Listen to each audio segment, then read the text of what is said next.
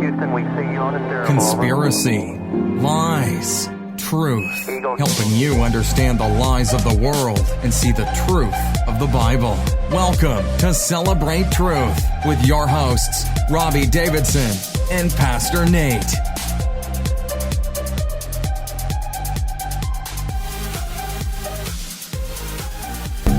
Hey everyone, it's Robbie Davidson. You're listening to Celebrate Truth every Saturday on Revolution Radio. So good to have you part of the program. With me, my awesome co-host, Pastor Nate Wolfe. You there, Pastor Nate? Uh-oh. Yes, I am here, Robbie. Thanks again, man. I'm excited about our show tonight. Oh, it's gonna be great. It's not very often when I can actually have in-studio guests on the program. Sweet. Our actual first program that we did, we had Jonathan Mendoza, and that was a really cool opportunity. And then tonight we've got a really awesome guest with us as well. So we'll get right to it because he only does have an hour, so he won't be able to carry on to the second hour with us tonight. So let's get right into it. But my great guest that's here with me in person came over for dinner at our house and agreed to be part of the first hour of Celebrate Truth Radio here. And this is episode 6. And while there's been some changes and there's been a lot happening in his life, it goes by Matt Long. And I think it was originally Flatworth, and now it is Woketown. So he's actually been changing his presence, and he's got a lot of things on the horizon coming up here in 2019. But just want to have him come on and say hello. But Matt, great to have you on Celebrate Truth. Man, it's great to be here. I'm pulling a total Hollywood move and saying I've got a hard out at 9 o'clock our time. But yeah, super pumped. Love both these guys. Met Robbie down in Austin over a year ago now and just became fast friends, and met Pastor Nate at Skyfall back in October, and love Nate and really excited to be on. So thanks for having me. No, it's a real pleasure. It's great. Like I said, this is episode 6 for 2019. We've had some great guests on, and it's so great that you were able to come on with us, short notice, but it made a lot of sense being in my house and being able to be here in the studio. But let's get right into it. A lot of people, I'm sure, here on Revolution Radio are not familiar with your work. Maybe you can go start maybe from, I guess, the beginning and just explain how, you came to what you're doing here in the last few years, especially with the topics that, that you talk and speak about. Sure. So anyone that's followed me for the last about year and a half would know that the bulk of my stuff is based on what I call the biblical flat earth, or biblically enclosed cosmology. And most of my stuff is kind of aimed at people that claim to have the same worldview that I do. That would be a biblical worldview, but don't necessarily understand that a literal reading of God's word actually speaks of a flat, enclosed realm, and that there are actual ways that could work in our everyday life. And so about a year and a half ago or so, I was getting ready to start putting some content out, and I went down, met Robbie, and Robbie really inspired me to keep putting stuff out there. And Robbie called me and invited me out to Raleigh, the first international conference. And he said, hey, he called me up and said, hey, are you going? And I said, well, I don't know. I hadn't really thought about it. And he's like, dude, you should go. Like, I don't know why you wouldn't go. And he hung over the phone. I said, let me think about it. He hung over the phone.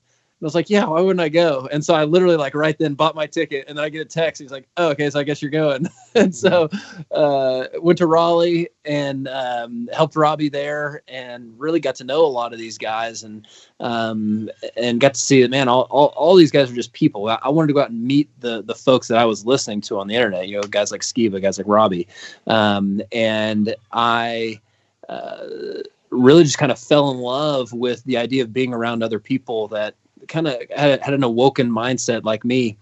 And so I started putting content out there, and mostly through flatworth.com, which like Robbie said, I've just changed the name to Woketown.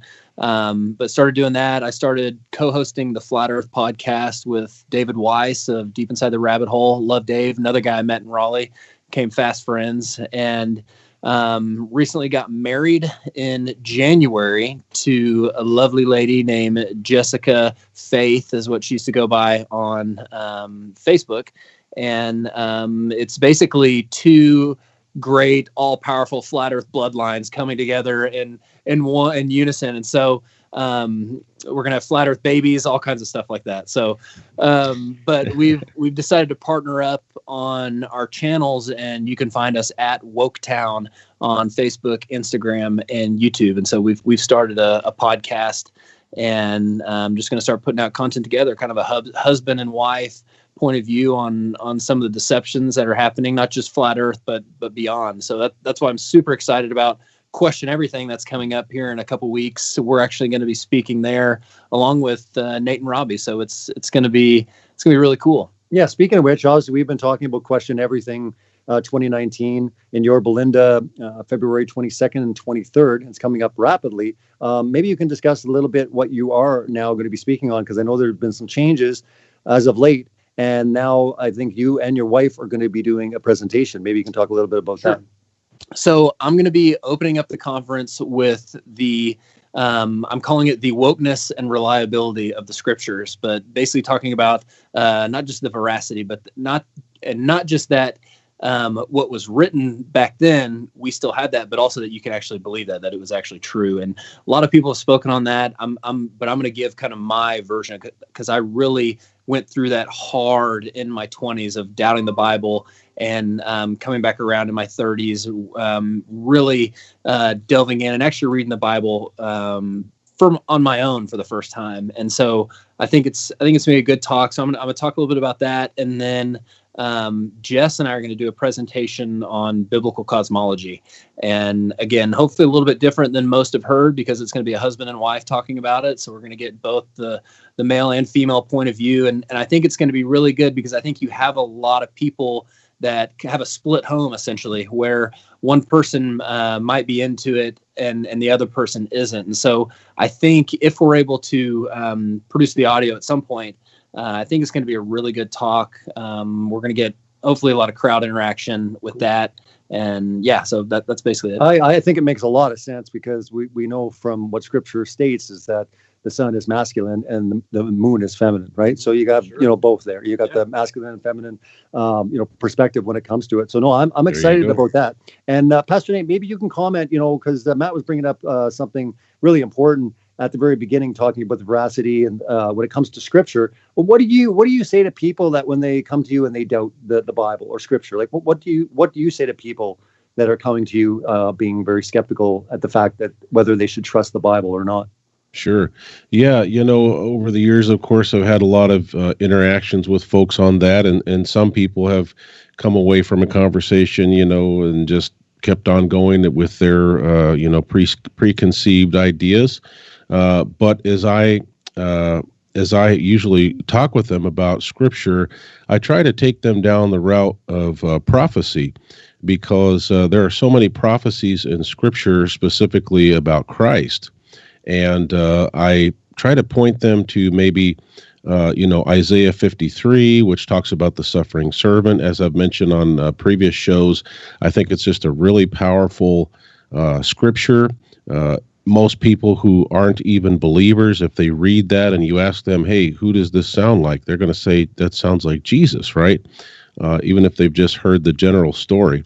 But also, I tend to talk with them about as well about just how the Bible is a living book, and how it is alive, and how the Scriptures are put together over, you're talking about hundreds and hundreds of years of times with about 40 or so different authors, and it's unlike any book that has ever been put together. In fact, if you tried to do, if you tried to just pick random authors over hundreds of years of time and try to come up with a consistent theme, good luck with that. Yeah, I think that's a really good point. I mean, I've used that many times when it comes to apologetics and the defense of not just the Scripture, but also how you can trust in everything that has been stated there. And I know that, myself, I've mentioned a little bit of my testimony, and I wanted Matt to maybe share a little bit of his, because not your whole life did you ever, believe in the Bible. There was a lot of years that went by where you thought it was pretty much ridiculous and you pretty much laughed at the Bible. Maybe you could explain, how that transition took place and kind of what your thoughts were when it came down to how you viewed the Bible. Absolutely. So the big difference. So when I was in 7th grade, I had an experience where I was praying to God. He literally touched me on the back, and it was an amazing experience. So like I was literally physically touched by God when I was in middle school. And then I go through a number of years through an Episcopalian high school, and then on to college, where, man, I was just really turned off by the idea of religion in general, which for me at that point, religion equaled the Bible. Like that, it was the same thing for me.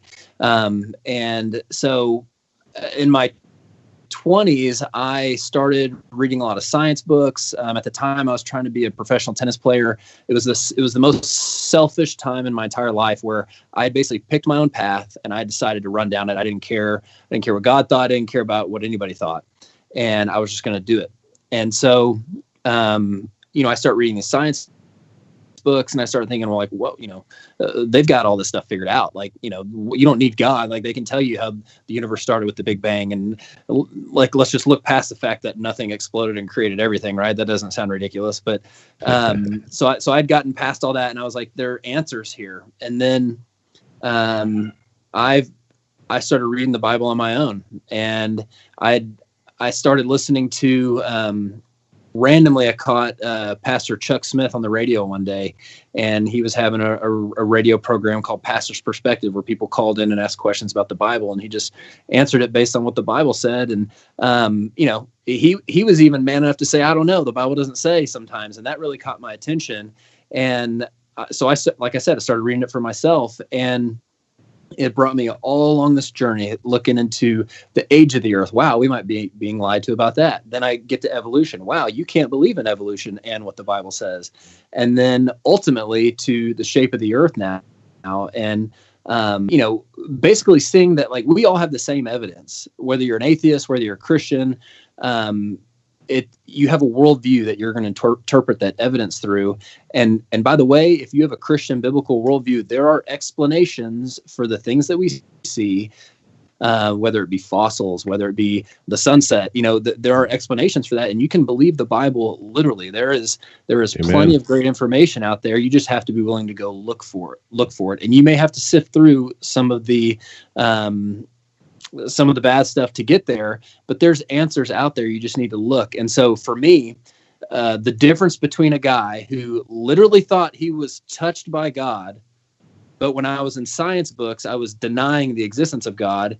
When I was in the Bible, I'm willing to step out and say, hey, I believe we live on a flat earth, because that's what the Bible says. Like there is an extreme difference between those two guys. Both guys were touched by God. One denied God because he wasn't in the Bible, and one is willing to stand up and look like an idiot in front of the mass majority of the public. But yeah, I mean, going from not reading the Bible to reading the Bible has been this entire journey for me.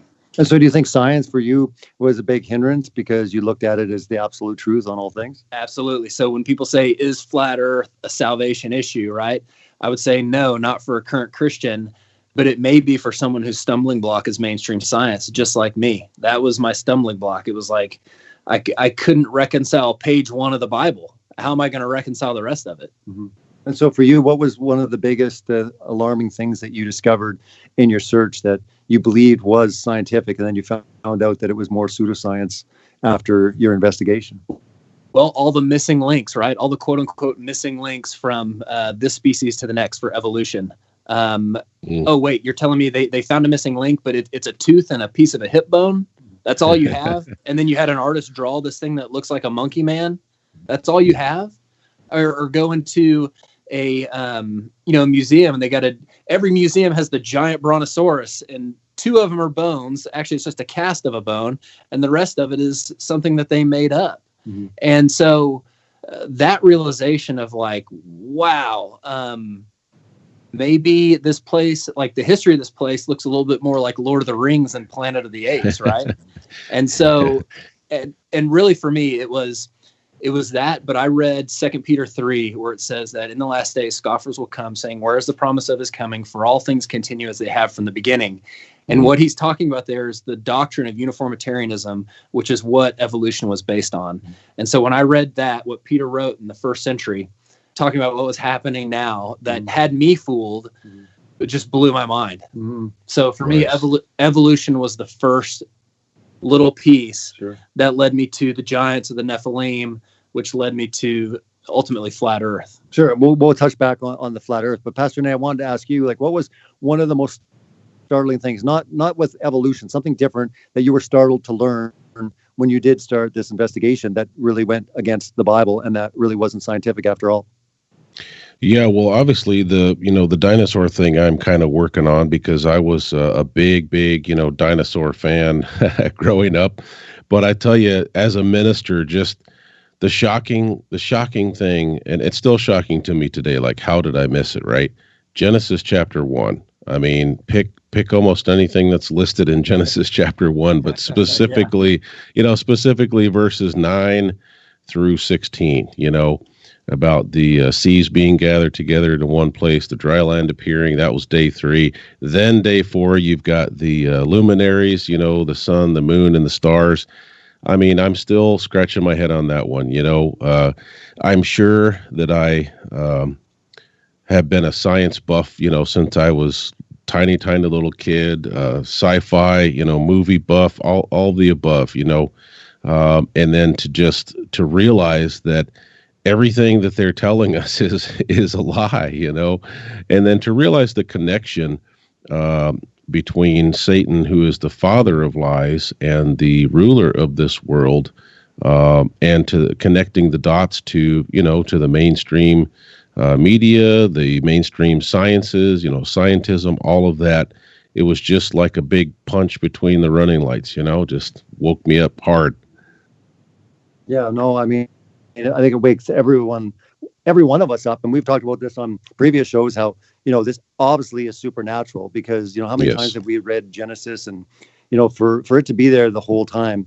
And it's just so startling to learn that, all of this was just there and taking the Bible literal. And I don't know about you, Pastor Nate, but myself, I mean, I consider myself a Bible literalist. I was a literal 6-day creationist, and, I thought so. But when you start looking at it, like, how literal were we? Like, we were literal on how many verses when it came to creation? Like 2 out of like 400. And now, you look at it and it's like, wait a minute, how literal is that when you're taking 2 verses of the Bible? Yeah. Out of the 400 ones that have to do with creation. So to me, it was a very humbling, experience for sure. And I know that many people are starting to kind of see the same thing, especially if they've walked with God or looked in the Bible. But there's obviously a lot of people that will continually look at the Bible, be skeptical with it. And, that's why, having shows like this are important, because I'm sure that these questions that people have, we've had the same questions, and it's good to be able to relate to, our stories and our journeys. And that's why testimonies are, so powerful. And that's why I like to make sure that they're shared, on this program, because again, a lot of times people think, well, these guys are just a bunch of religious guys, or they were their whole life. And, nothing could be further from the truth. That, I thought the Bible was a joke, before the age of 21. I used to laugh at it. I mean, the idea of these stories were so ridiculous, like Noah's Ark or Tower of Babel or whatever it was, Jonah, and the big fish. These type of things seemed laughable, but it's really intriguing when you actually start looking into it, how much sense. And just, if you'd even take the dimensions of the ark, for example, you actually construct it based on what it says in the Bible. It's a monstrous mega ship. It's huge. It's like a barge, right? And then when you start breaking it down, that the Bible is very clear. It's like 2 of each kind, only animals that breathe through, their nostrils or with the breath of life. Obviously there were a lot that were excluded that didn't have to be on the ark, but a lot of people, start to think all these different things. But everything in the Bible, from, like you mentioned, Genesis to every quote unquote story, they're not just stories. They're not just figurative allegory. This is actual history. And I brought this up before with the Hittite. For the longest time, people used to laugh at the Bible based on the fact that it talked about the Hittite people. And they said, we've looked everywhere. There's no such evidence anywhere in the world. And then 1948, they found the whole Hittite ruins where they found the entire civilization. and yet it's mentioned in Genesis. So you can trust the Bible from Genesis right to Revelation, and I think that's what we're all discussing tonight. Matt, going back to you, when it came to the Bible, when you have people that come to you and that are very skeptical, what's your go-to? What do you say to them when it comes to getting back past that, whether it's scientism or those knee-jerk reactions where they're just like, man, how do you trust a stupid book, or how can you be into this religion thing? What do you say to people? Well, I know it worked for me, and I'll address that second. But traditionally, I feel like people will end up coming to Christ through an experience rather than a justified argument about whether the Bible is true or false. Usually it's experience or it's a relationship with another Christian, right? Now, what actually ended up happening with me was like, whoa, well, first I had an experience, right, when I was younger, and then what brought me back was like this study of like, wow, this can actually be trusted. But for me, it's like the Bible is historical fact. Like anyone who wants to look into it and try to, like, it's historical fact. And when you start piling up the numbers of the manuscripts and things like that, like, it's laughable. And let's not even talk about the Bible. There is more extra biblical evidence for Jesus Christ than Alexander the Great. Like, we don't even have Socrates' writings. We only know what Socrates wrote because of what Plato said about him. Yes. Okay, and you can reconstruct the entire New Testament without the New Testament just from the writings of the apostles. Like, it's crazy. It's like the entire New Testament except for like 11 verses. Like, it's insanity. And the fact that the Bible asks you to test it, right? It says to prove all things, hold fast to that which is good. Well, the Bible is good, okay? And I think we can all believe, whether you're a Bible believer or not, that truth is good, right? And truth is in opposition to evil, right? So truth is on the side of good. And I just found that it was harder and harder in the world to find an absolute truth and to be able to stand on it. And the Bible, unlike a science book that's on the 11th edition that's changed 11 times in 11 years, the Bible hasn't changed in 2,000 years almost. And the fact that the Bible is not one book. It's 66 books written by over 40 different people over 1,500 years. So to say like, well, you can only read about that in the Bible, it's kind of an ignorant statement, because you can only read about it in maybe 5 different books that are in our canon, which is the Bible, right? And it's an amazing collection of books. It's an amazing collection of writings that when I found out, hey, this isn't a book that's telling me what I can't do, why I can't have fun. It's a book telling me how to live life. Once I figured that out, totally different relationship with the book. And by the way, everything I thought about the book was me projecting onto it based on what I'd heard other people say. Once I read it for myself, and finding out that like, wow, this is totally different than what I thought it was, starting on page 1. And it's amazing.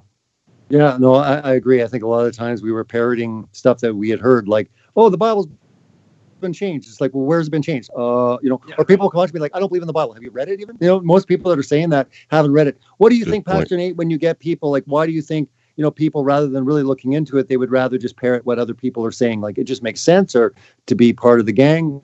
Yeah, I think the reason is for that?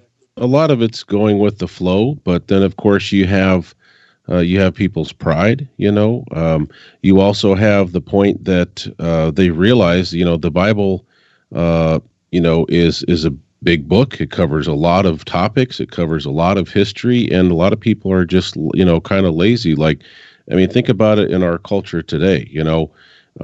They'd rather, spend 5 minutes on Instagram, or, click on a simple app, or ask Siri, hey Siri, give me all the information. And, it's one of those things where I think most people aren't willing to dive in and really take the time. And, but there is an element of pride there. And I think it's easier just to kind of blow someone off, than really engaging and saying, okay, give me your best thoughts on the scripture, give me your best thoughts on the Bible. But I think it also goes to the indoctrination, right? Because like you say, they're parroting, but what are they parroting? They're parroting what has been strategically placed, in sitcoms TV shows and movies and all kinds of stuff in our culture, even in the school system. So, it's hard to overcome. And I think it's kind of just a knee-jerk reaction, right? It's almost like a programmed response. Yeah, I think that's definitely true. I think it's the same way when it comes to the reality of what we see in the sky or what we're standing on, right? When it comes to the Earth, It's like, have you ever flown in an airplane? Of course we know, right? Speaking of Siri, though, you brought up Siri, asking Siri questions. If you ask Siri, what's the shape of the Earth, Siri will say an oblate spheroid. So maybe we can talk more about oblate spheroids or just the investigation into the right size or shape of the Earth, because I think it gets very mysterious when you start researching this. And I guess this leads into what all of us have stood for a long time with our content is when you start looking into the world. Matt, what did you think about a lot of the stuff that was being presented? For example, a oblate spheroid. Well, it's crazy when you start looking at it about, you take a look at the Blue Marble series, which look like perfect spheres floating in space. My favorite thing is to get all 8 of them and hold them and say, which one's the real one, to someone, and they actually pick one. And you're like, well, actually, they're all real. And then you talk about how NASA, when they describe their Blue Marble series, they say how it's a composite and strips of data, and they say they even use ground-based observations to fill in the gaps. But then to have outspoken individuals like Neil deGrasse Tyson calling it an oblate spheroid, and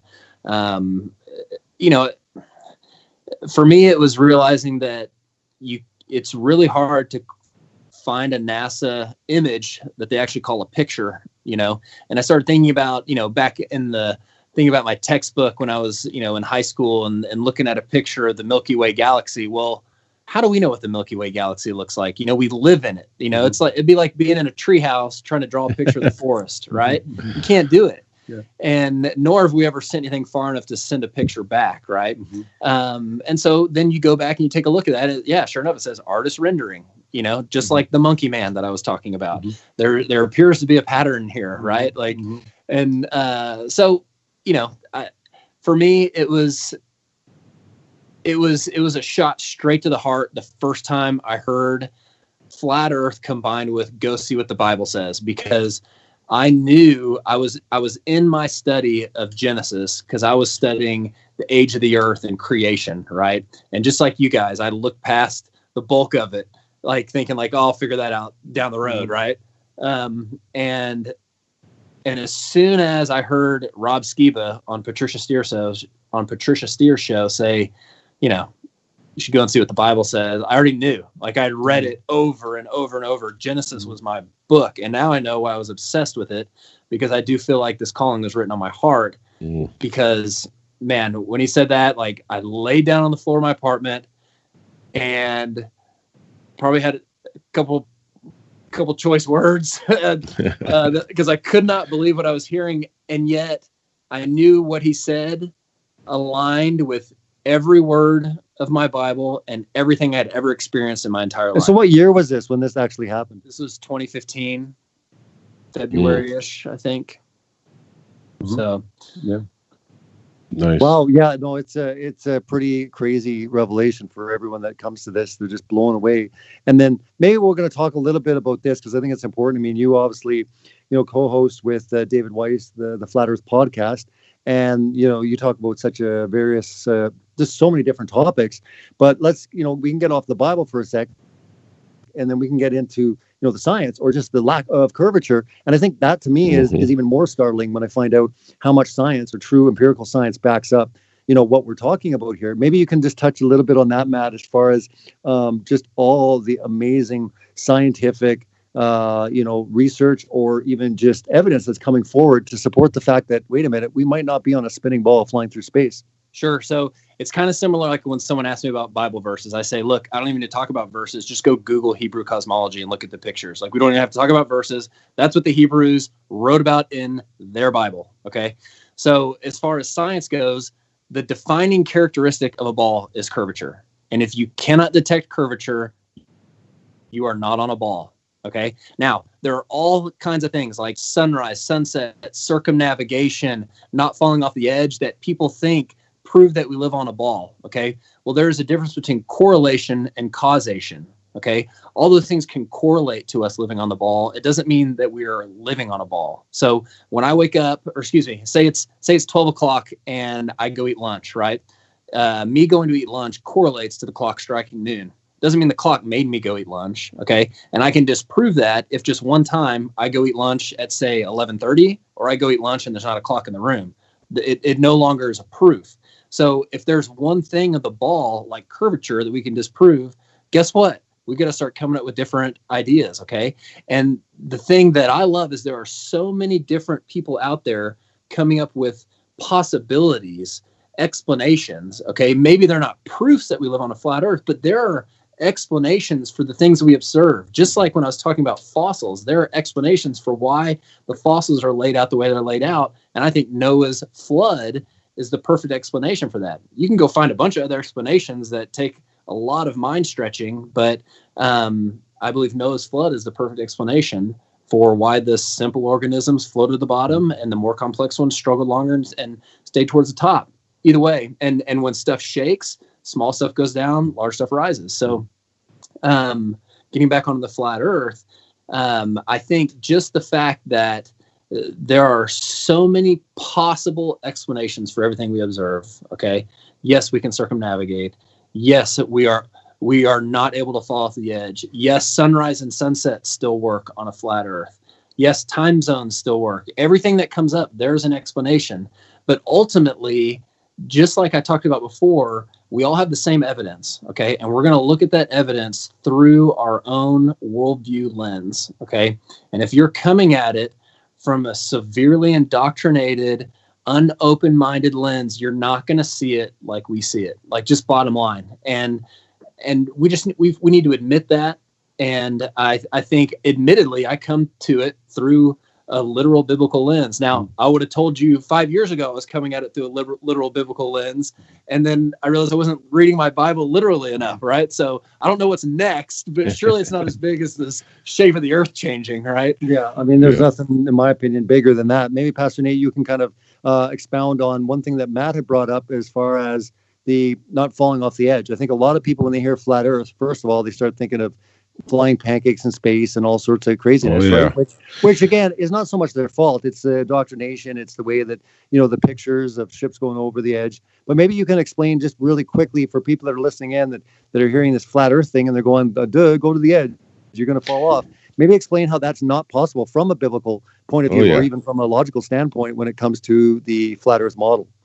Yeah, and I want to just throw one thing real quick in on curvature, because I was just thinking about this week. Sure. Of course they say, well, people who believe in flat earth, they say, well, you can go up 35,000 feet and you can see that it's flat. And then of course they say, no, scientists come out and they say, no, you can't see the curve unless you're like 70,000 feet up, right?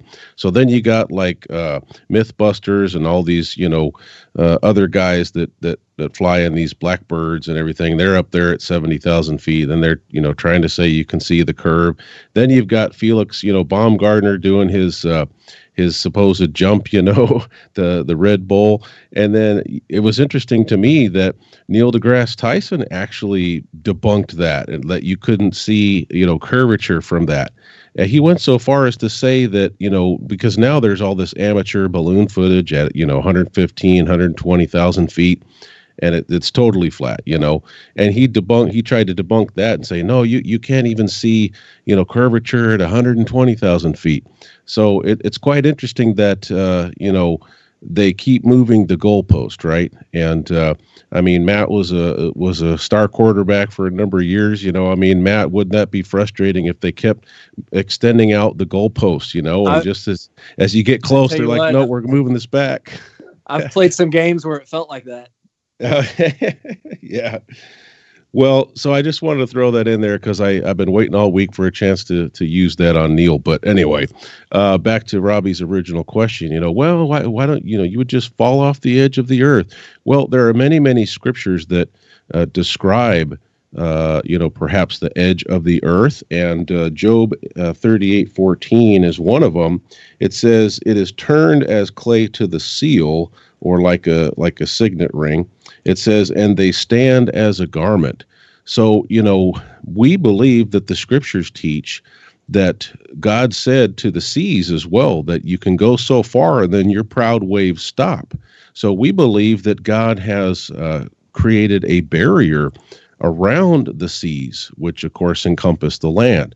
And we believe that that is actually an ice wall barrier, which you can see pictures and videos of. In other words, it's not just a continent called Antarctica, but in fact it is an encircling of ice around what we would call the flat Earth. And that certainly, when you have a 200-foot ice wall, you're not going to fall off. In fact, Admiral Byrd, he went down there with a bunch of Navy ships and even airplanes and helicopters. He went down there in the 40s, and, you've got all these, Operation High Jump, down in Antarctica. Why would they have to call it that? Why didn't they just call it, something else? Well, they called it Operation High Jump because the ships could only go to the ice wall, and then they literally had to jump over the ice. They had to either use helicopters or they had to fly planes.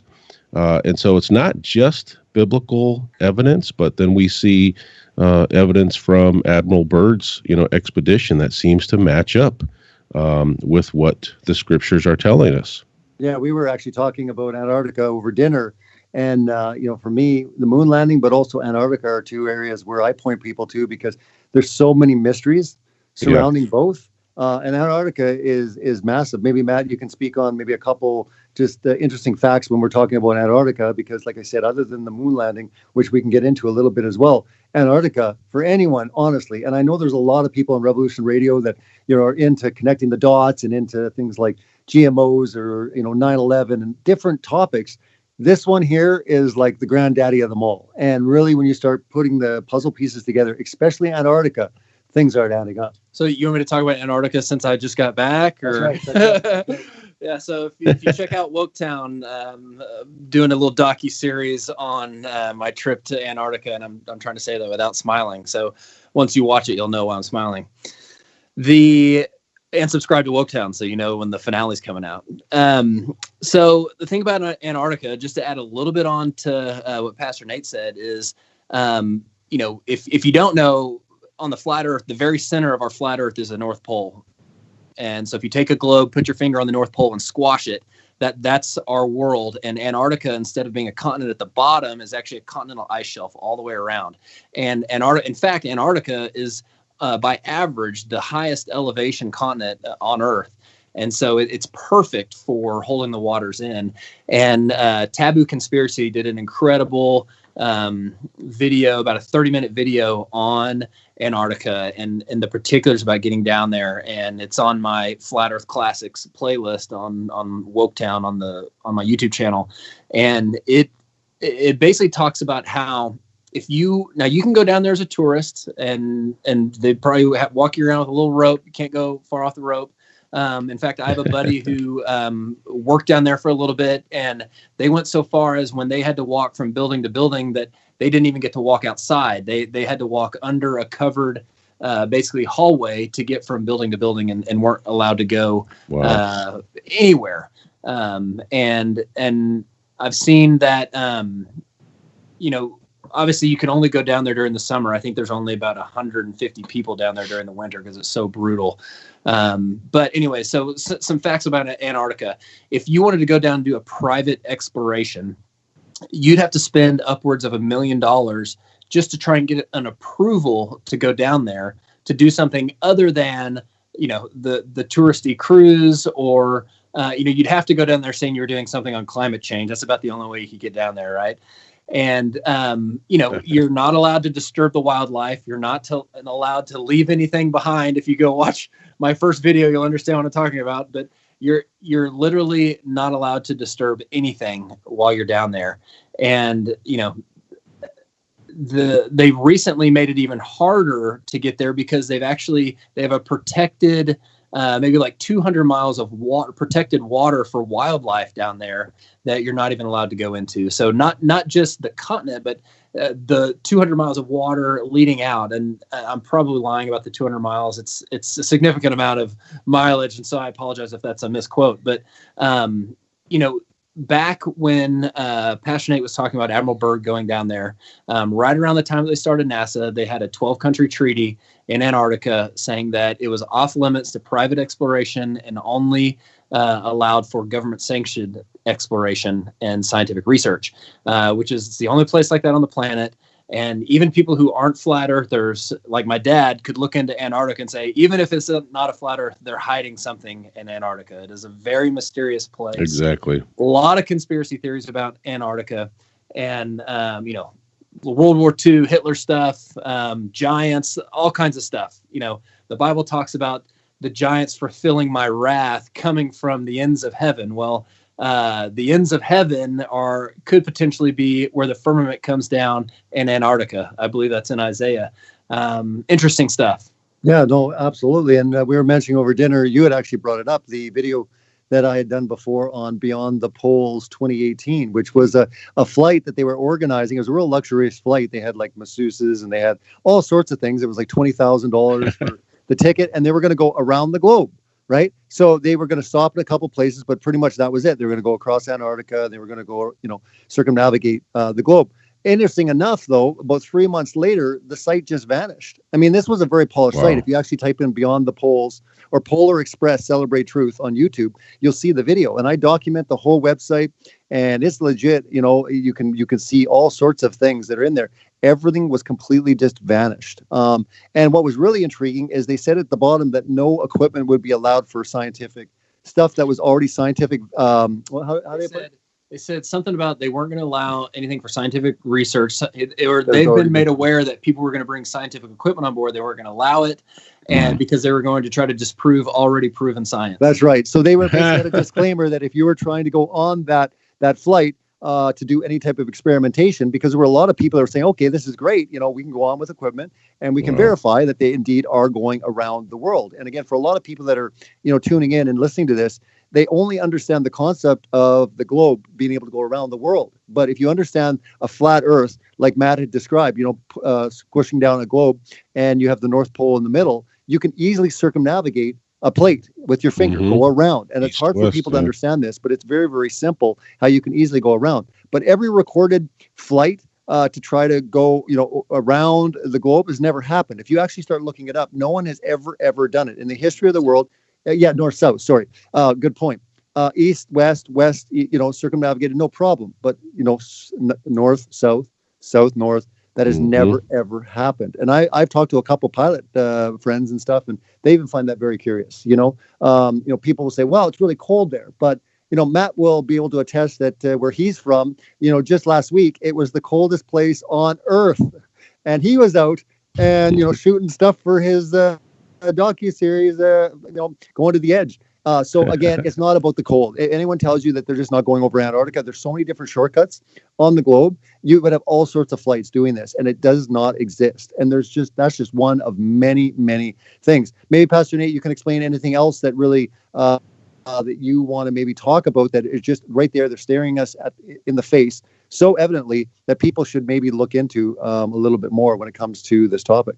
Yeah, I mean, some of the big ones that, for folks that have been believers for a while, they seem kind of cliche, but they're so huge. I mean, the fact that water always seeks its level, when it's undisturbed. And, the argument is that, ships disappear over the curve, but that's been easily debunked.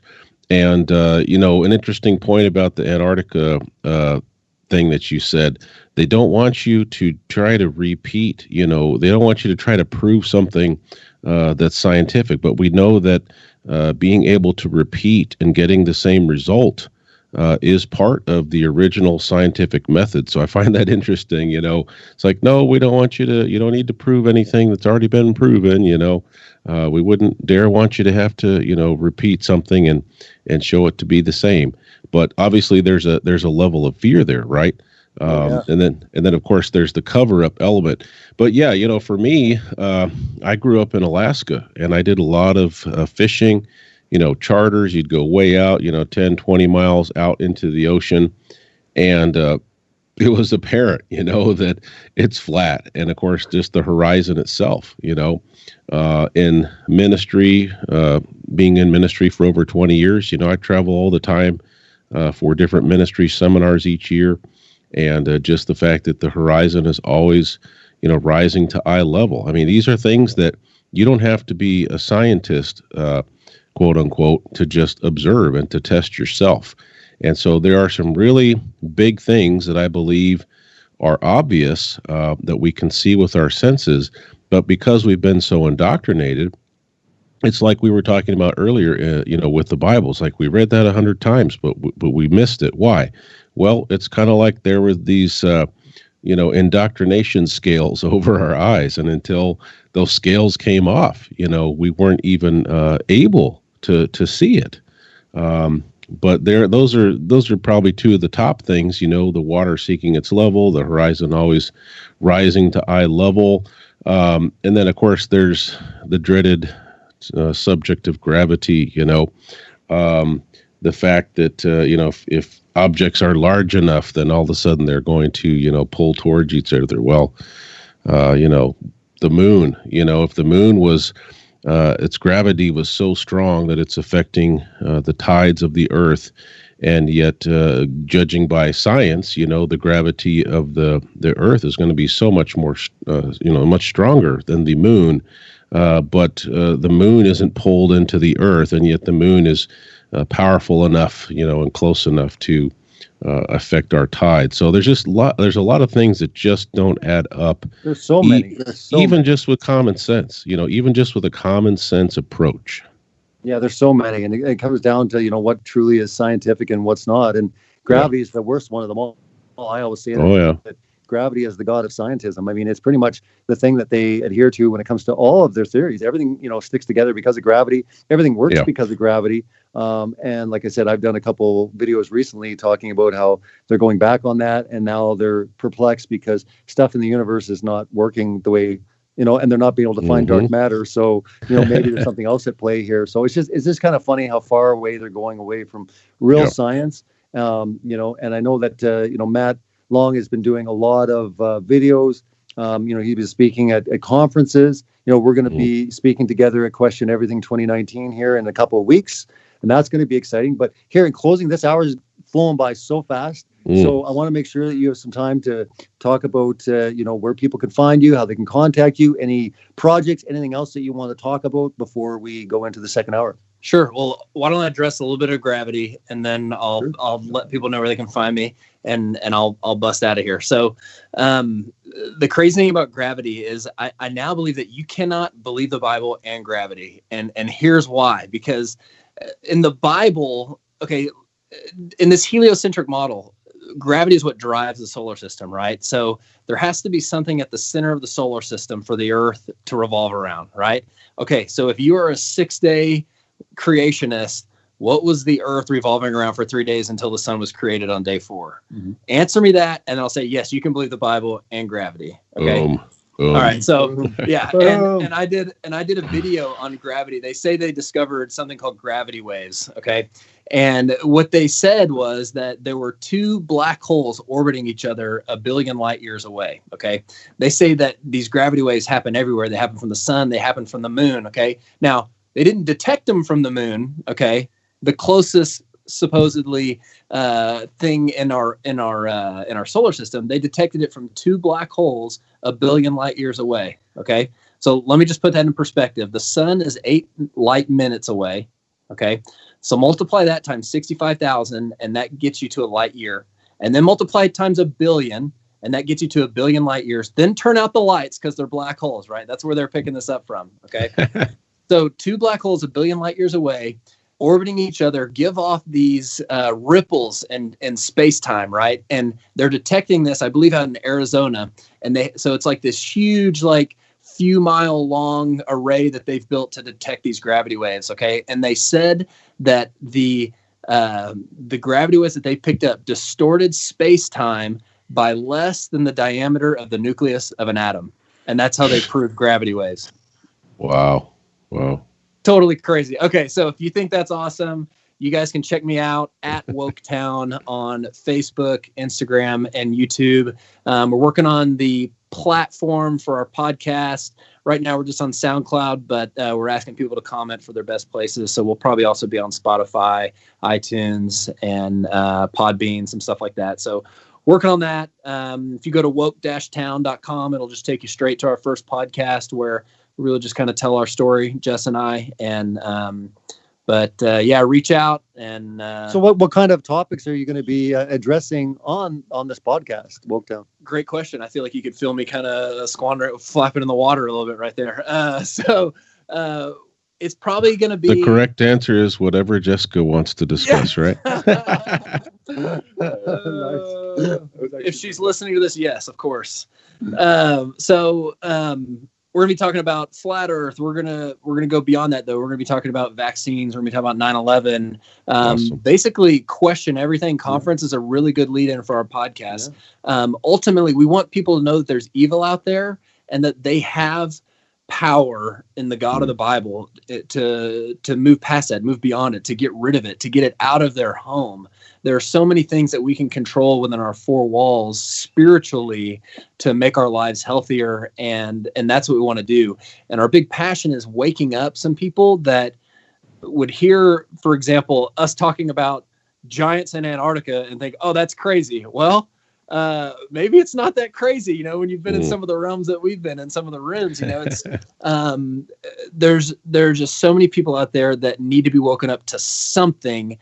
And maybe it's not flat Earth, maybe it's the Nephilim, maybe it's vaccines. So just see that there's evil out there so they can learn to fight it. Because if you don't know it's there, you're not going to be able to fight it. And you're going to be doing a few more podcasts coming up with the Flat Earth podcast. What's on the horizon? So Dave and I right now, our average is about one a month right now. We'd like to get that up. We've both been a little busy, probably more my fault than his. But yeah, Flat Earth podcast. You go to the flatearthpodcast.com. You can find all our stuff there.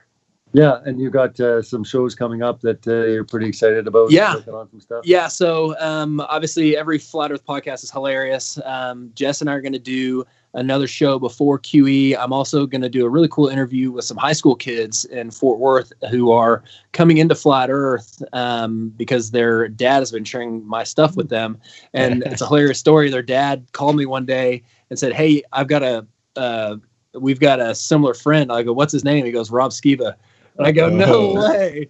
But he used to go to church with Rob Skiba. So anyways, so I'm interviewing his daughter and one of her friends and talking about flat Earth, kind of indoctrination in schools, things like that. Very cool. That's going to be a good one. And then obviously I'm going to finish out my Antarctica docu-series coming up here soon. You're thinking it's going to be about four? I think it's going to be 4. Yeah. And so the entire thing you said was going to be about 10 minutes because they're very short. They're very short. So all 4 will combine for probably around 10 minutes worth of stuff. Nice. And it's worth your time. You got to check it out. So the name of that is that. So that's To the Edge. To the Edge. To the Edge. Nice. Yeah. To the Edge. So you get a little bit of mass humor in that one as well. So it's good to see his personality. He's not just all serious flat earther here. He's got a bit of a funny side to him as well. So if there's anything funny, it still comes from a serious place. So if I'm acting, I'm definitely channeling something from my past. So awesome. Well, it's been amazing to have you on, Matt. Thank you so much. It was great to have you and the family here for dinner and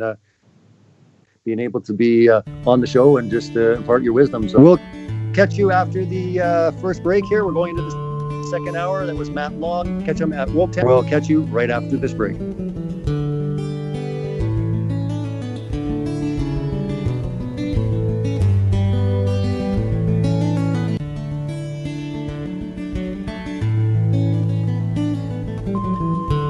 Thank you. The opinions expressed on this radio station, its programs, and its website by the hosts, guests, and call-in listeners or chatters are solely the opinions of the original source who expressed them. They do not necessarily represent the opinions of Revolution Radio and FreedomSlips.com, its staff, or affiliates.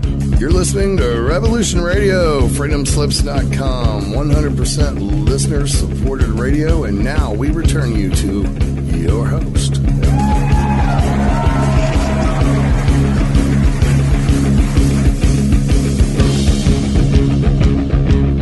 Hey, welcome back to Hour 2. It's Robbie Davidson. You're listening to Celebrate Truth. I got my co-host, Pastor Nate Wolfe. On the other line, we had Matt Long as our special guest for the first hour. It was amazing to hear from him and to have him here live It was nice to be able to have dinner. We haven't been able to see his family until after the New Year, so it was an amazing time. He's actually from Fort Worth, Texas, Dallas, and he's just recently moved up to Canada. So now he's getting a good taste of good old Canadian cold weather. And I'll tell you, from big D to big C. Oh my goodness! And apparently last week it was the coldest place on Earth where they're from. They're up even further north than I am. I'm in Edmonton, Alberta, and they're further up north about 4 or 5 hours. So it got, I believe, with wind chill minus 50 Fahrenheit. Ooh, yeah, that's a little nippy out. Yeah, it's like Alaska, eat your heart out, right? So, but it was really, really great to have him on and just to share all the stuff that he's been up to. And I think that Matt's got such a great way of speaking truth, especially when it comes to certain topics. And we were actually, because on the Celebrate Truth 24/7 stream on YouTube, he had actually just popped up while we were there. We were kind of laughing because it was at the the first Flat Earth International Conference in Canada.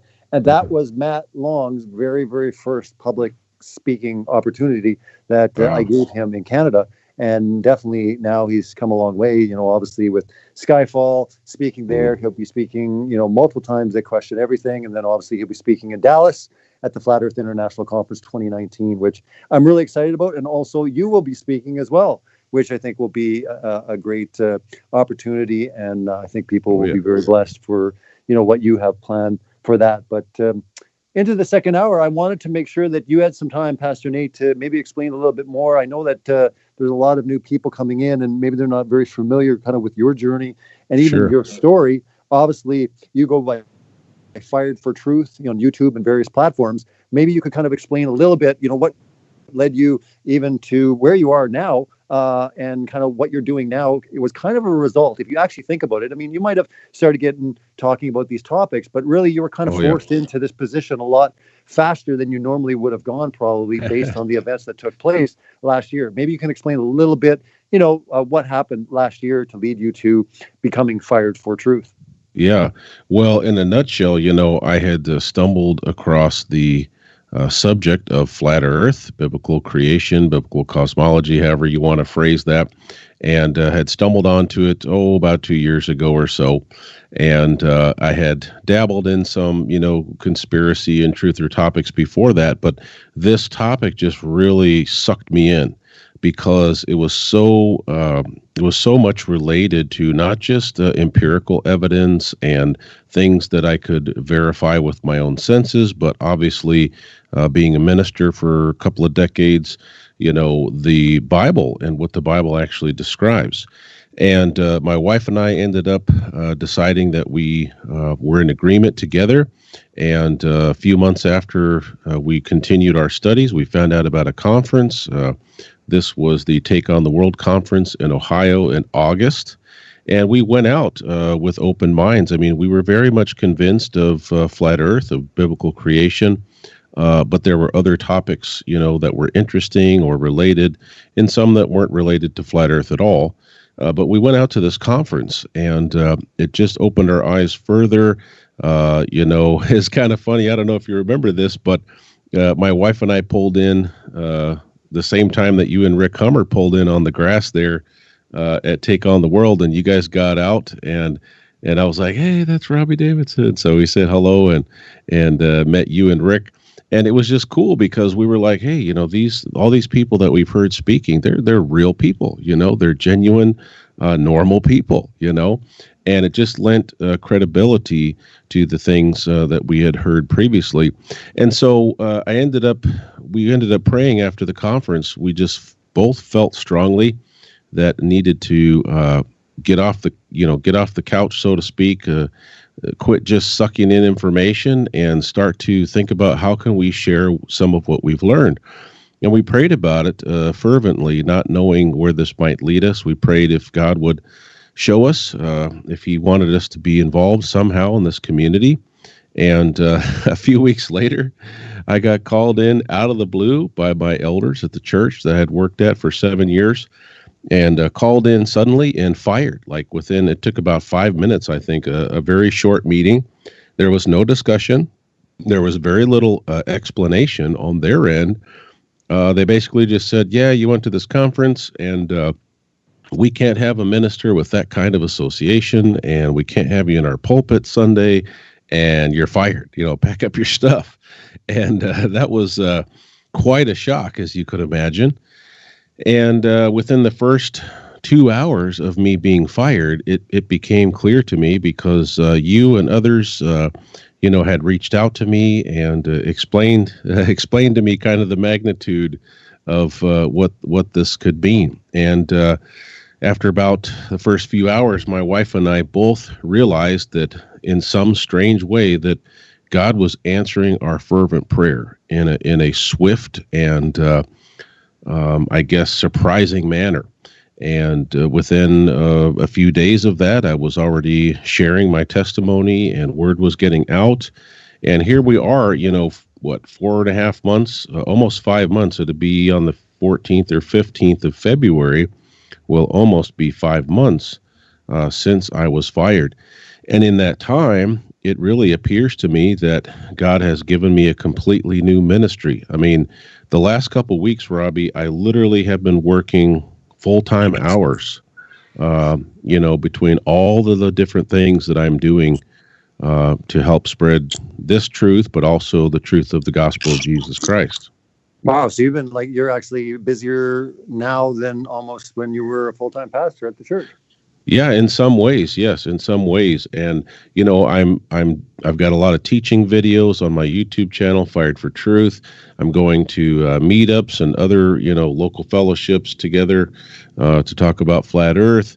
I'm in daily contact with many, many people, and I've began to have the opportunity to minister almost daily to people who have prayer requests or special needs. I was able to baptize someone several weeks ago who I met at a meetup in Louisville, Kentucky. And it's just a crazy way how all of that works together. It's certainly the providence of God at work and God's foreknowledge. And I just feel blessed because I really understand that this was the plan of God, and it didn't, it wasn't the plan that I would have done. Instead of me getting fired suddenly and being thrust into this, my plan would have been, to wait a few months and gently talk with the elders at my church, bring up some scripture, have a discussion about it, and then they might, come around to it, and so on and so forth. Well, you would think, if anything, maybe at least, maybe see if they could get you psychological help, first before they fire you, I mean, this is the thing, right? I mean, it comes off so crazy, and rightfully so. I mean, we all laughed and we thought this was the most insane, topic you could possibly think about. How in the world could people be, talking, seriously about flat Earth in 2019? But the reality is this, that, if you think this is ridiculous and laugh, it's a big laughing matter, why is it that people are getting fired? I mean, I've been kicked out of 2 churches, for taking a literal stand when it comes to the Bible. And you'd think at least people that stood at the Bible would be like, well, we're going to stand on what Genesis says. But you see that people are moving away, further and further away from this, right? And then, like I said, we talked about this a couple shows back where talked about the how they're censoring and how they're moving, YouTube and other social media platforms are moving, against certain topics. And, 2 of the topics that I had addressed, especially from the article that I read on my YouTube channel, Celebrate Truth, was 9/11 and flat Earth. And you're going, well, wait a minute, because I know a lot of people listening in that think that, this is really, really crazy that we're talking about flat Earth. But they'd be like, well, I don't believe in the official report of 9/11. I know there's a lot of problems there. So, and they don't want people to know the full truth on Building 7 and just things that are going on, on the events that occurred on that day. But why would they lump in flat Earth? This really is something I think, should make truthers really stop and pause and go, wait a minute, this is strange. Why would they put that even in the same sentence? Yes. Why are they moving towards, making sure that the search results don't yield any proper results? And also in the recommended video list, let's not show any more 9/11 truther videos or flat Earth videos. So again, to me, I think that especially for truthers, people that really are hungry for the truth are going to see this as going, well, wait a minute, why are they doing this? Exactly. But like you had said, I mean, they're scared, they're afraid. And again, there is a spiritual system that's behind everything. It's not just like, oh, there's a whole bunch of people that are in on this. there's a spiritual force that wants to keep people away from the truth, people away from good. And it's an evil system being set up. But also when it comes to the reality of letting people know where they are, who they are, the value they have, and that they're not just a random explosion. They're not just an accident. I stress this all the time, with everything that I do, because it's really important, because people's dignity, their value is being eroded through the scientism mainstream narrative. And what I say all the time, and I'm going to be saying this at Question Everything, isn't it interesting how scientism, or the scientists come forward and they validate everything? Wasn't it the scientists that validated 9/11? Oh yeah, we've done all our tests, and yep, it melted the steel, and the building come down, So it was the scientists that were doing the validation. It's the scientists that come forward that validate global warming or climate change, right? So you can't argue with science. You can't argue with science. So to me, it's a very, very clever Trojan horse set up, because they're right. In a way, you can't argue with true science. True science is a beautiful thing. True science is wonderful. It's great. The only problem is how much, Pastor Nate, in your research, even in the last year and a half, looking into where is true science, how much is true science what they're teaching the children anymore? Yeah, I mean, it's a very small percentage, if anything. Probably there's still some small experiments and things that you do in labs or whatever at high school and all that. But it seems like the vast majority of quote unquote science is just built on layers and layers and layers of theories that have yet to be proven. Most people believe gravity is a fact. No, it was a theory of gravity. Most people believe that, evolution is a fact. No, it's a theory. In fact, it's been disproven, but it's still taught. And that's because, the textbooks are being used as a system of indoctrination.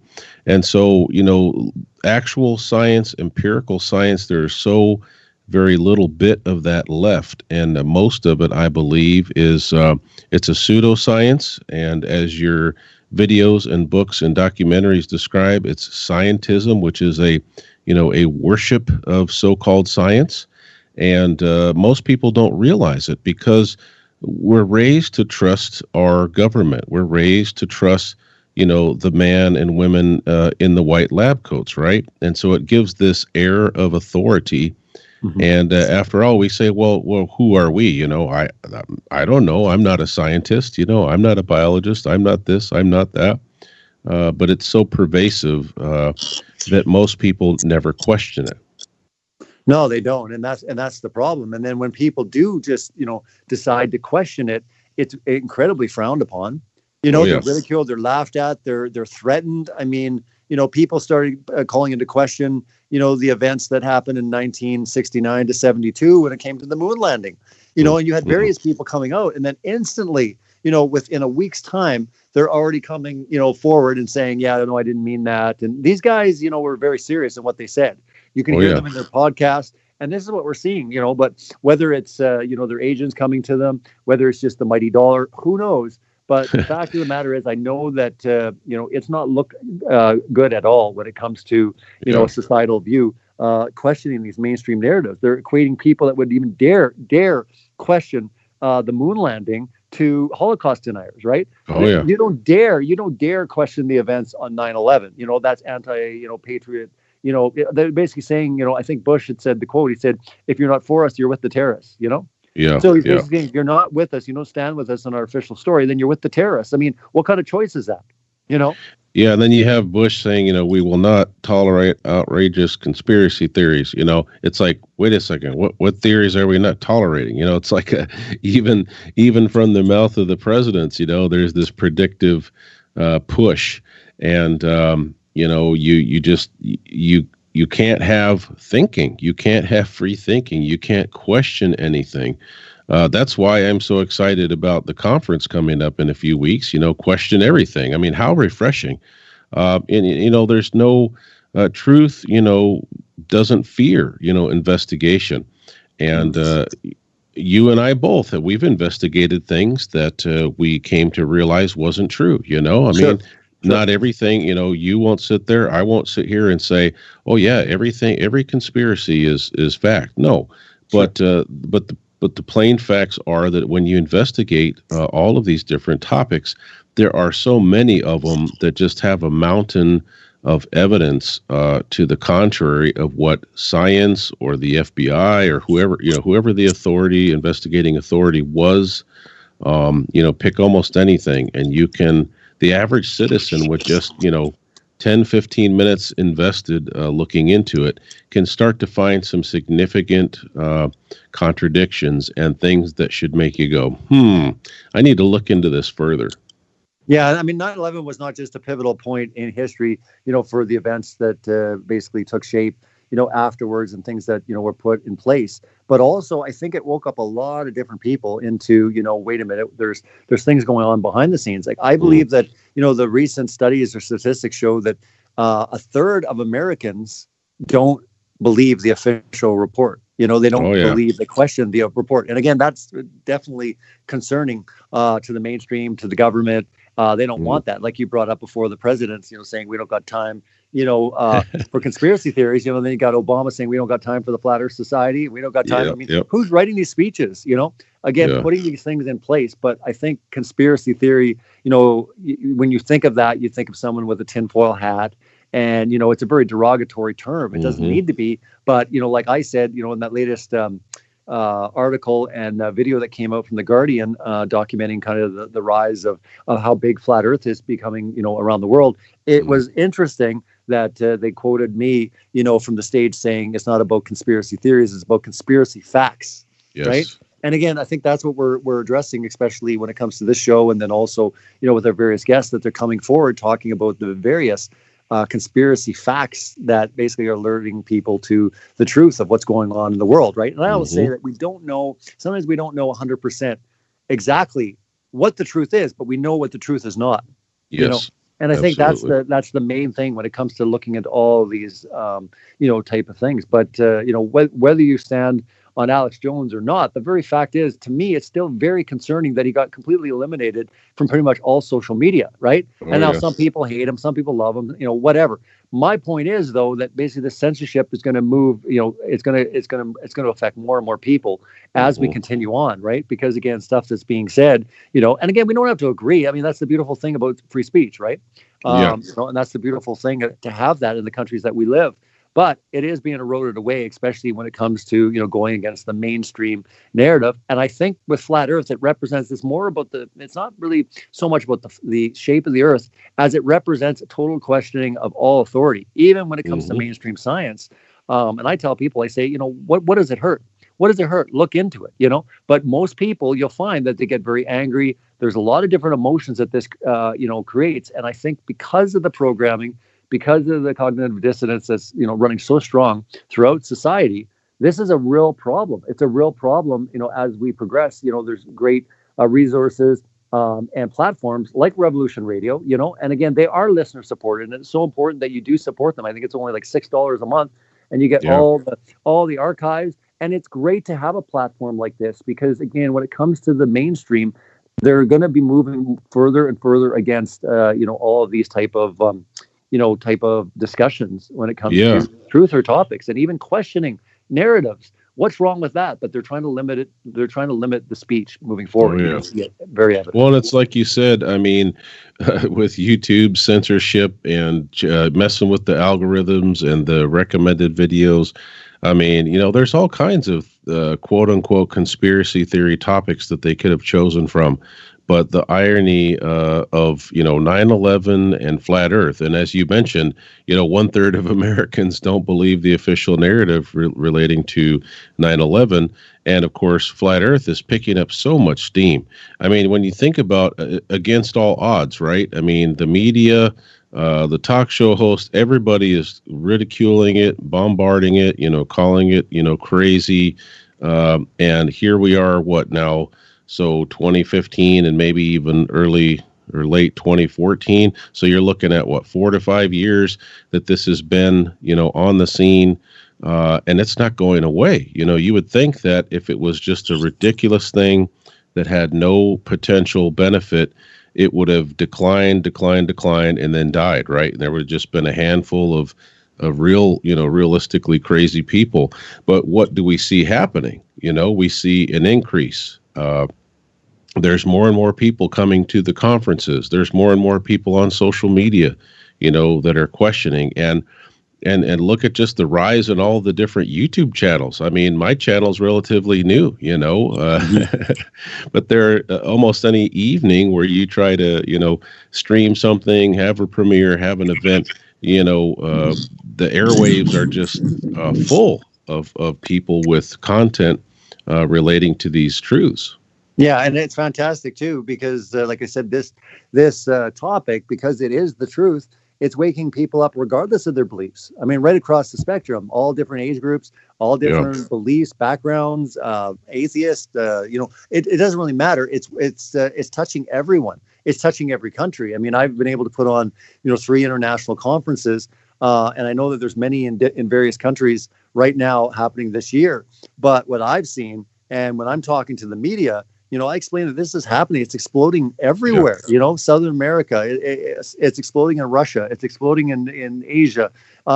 This topic is just taking hold, not just even with Hollywood or with the sports stars and stuff. Many people are starting to look into it, and it's all making sense. Whether or not they believe in it, they're like, yeah, but it's making so much bloody sense. What do I do with it, right? And like Matt was saying before, and I think it's really important, if we're on a spinning ball flying through space, number one, we should be able to 100% conclusively prove that we're spinning, right? Easy peasy, scientific experiment. Let's just get some empirical, experimentation, and let's just do this. And it doesn't exist. I've been at this for like 4 years, and I'm blown away at the fact when you read the articles that people are still saying the same things.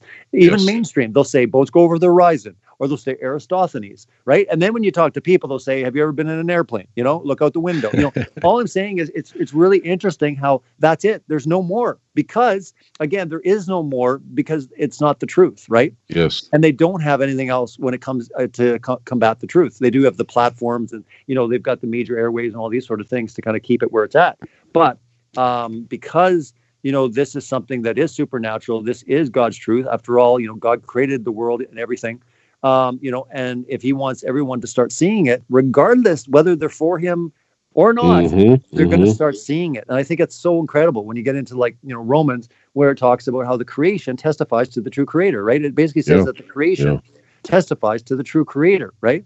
And the fact that so many non-believing flat earthers are busting out at the seams. I mean, that should tell you something. They don't have faith in the Bible or in God or Jesus Christ, but they're just the empirical evidence and their own senses are enough to convince them, that these things are truth and that we have been told lies. And so that should tell you something. It's not just a bunch of religious nuts running around, but it's all kinds of people from all different walks of life, and you've seen that at your conferences, Oh yeah.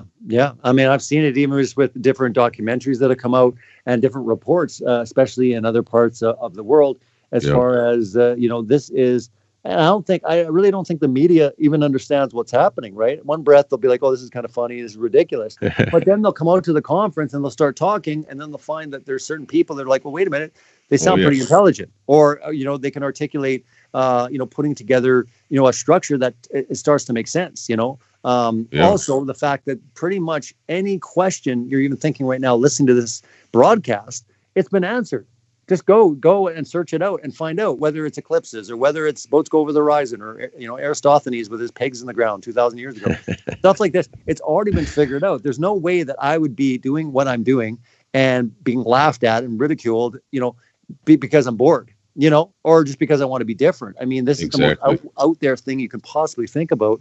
And yet it's affecting so many people. It's getting bigger and bigger and bigger. And to me, as far as truthers go, and as far as looking into conspiracies, this is the granddaddy of them all. And hypothetically, I tell people, I say, look, hypothetically, just imagine, look into this world, because isn't it intriguing that this indeed is the granddaddy of them all when it comes to conspiracies? Whether or not you believe in it, isn't it fascinating? And follow the logic and follow the argumentation to see if things add up. And we were talking before about Antarctica. You start looking into the moon landing, and people that are listening right now that 100% believe they land on the moon. This is going to seem so out there, and you really can't get your head around it. But hypothetically, if NASA didn't go to the moon, how far can they go, and why would they lie? I say this all the time because, again, it comes down to that question. And people say there's too many people involved in that deception. Oh, really? How many people have to be involved in 9/11? That's a lot of people, right? But yet 9/11 occurred, and most people listening, I'm sure that if you've been a truther for some time, you already are very skeptical of the official report on what they told us happened in events on 9/11, especially when it comes to Building 7 or even the Pentagon or even Pennsylvania or whatever. That was the most ridiculous thing. This hole in the ground. There's no fuselage. Well, there's no fuselage. There's no luggage. There's no bodies. There's no blood. The coroner at the scene said he's never been to a scene where he couldn't find any blood. Exactly. Yeah, it's ludicrous. So it's just one thing to another. We see this all the time. But coming back to this one, why I think most people have a really hard time with it is because it's just so far out there. But understand that myself, even Pastor Nate, we thought, originally this was crazy, or this was like, no, there's no way. There's no way. But if you actually take the time and really look into it, and a really great documentary to start off, because it doesn't even mention flat Earth, is my film Sciencism Exposed. You can watch it for free on YouTube. Just Scientism Exposed. 2 words. Look it up. Watch it. And I'll tell you, after, most people that have reached out to me on that, they said, I'm not sure where I stand, but it did make me think. Or it made me go, wait a minute, I want to look into this aspect further, because it will blow your mind, because it's not just me or other people. It's them themselves in their own words telling you exactly, these statements where you're kind of like, wait a minute. In the same regard, when we start hearing, Larry with, the trade centers where he says, pull it, pull it, and you're kind of like, wait a minute, we have him on record saying, pull it for Building 7. And yet we're supposed to believe that, nothing that was structurally, damaged, wasn't hit by any planes, and yet free fall speed, it comes crashing down to the ground at 5 in the afternoon. Buildings don't fall like that. I'm sorry. And the biggest skeptics have a hard time with Building 7. And I think there's a lot of things like Building 7 in this whole investigation when it comes to the reality of what you're standing on right now. Yeah, definitely. Well, and you mentioned all of the different news and media pieces that have come out, and you would know this because of all of the interviews that you've had and following this for several years.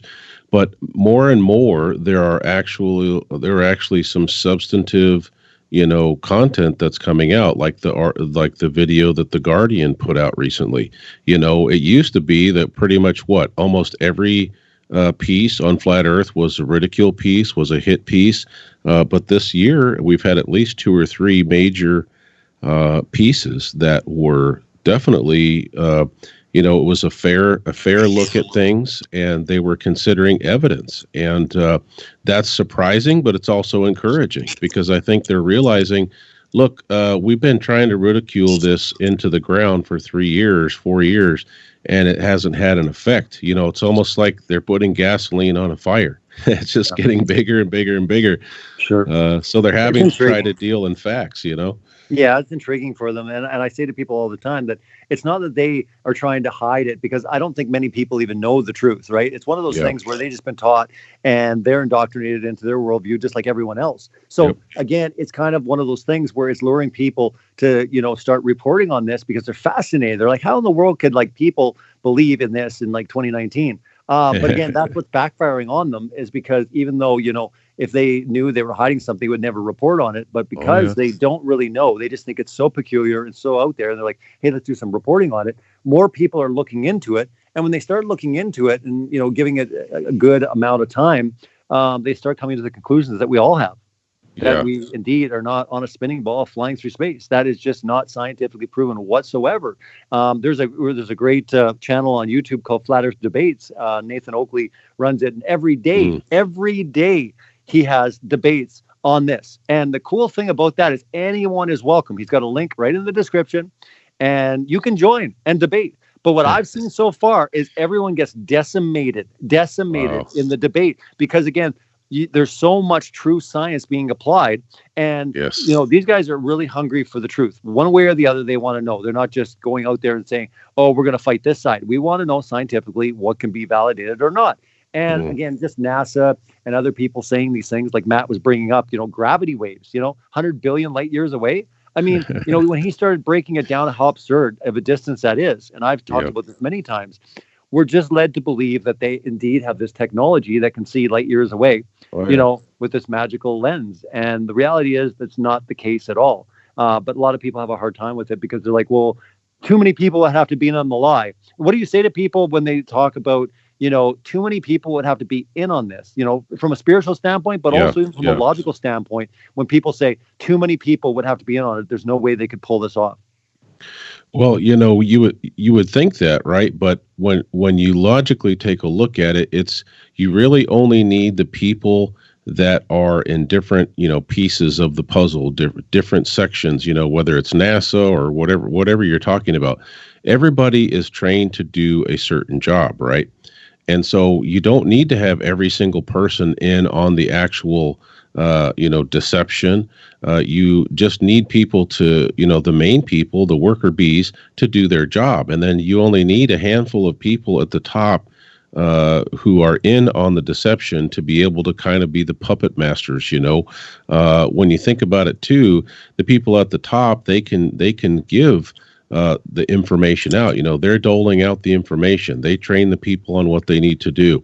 And so, it's funny because they say, oh, it's too big. But, I always like to use Santa Claus, for instance, I mean, generations of kids all over the world, have been indoctrinated by their parents to believe that Santa Claus is real. I mean, it's crazy to think about that. But, most people, I think, for instance, like say someone who works at NASA, they say, well, my grandfather worked at NASA, or my uncle works at NASA, or my dad works at NASA. We're not saying that these folks are unintelligent. We're not saying that they're insincere. We're not even saying that they're not doing their, job correctly.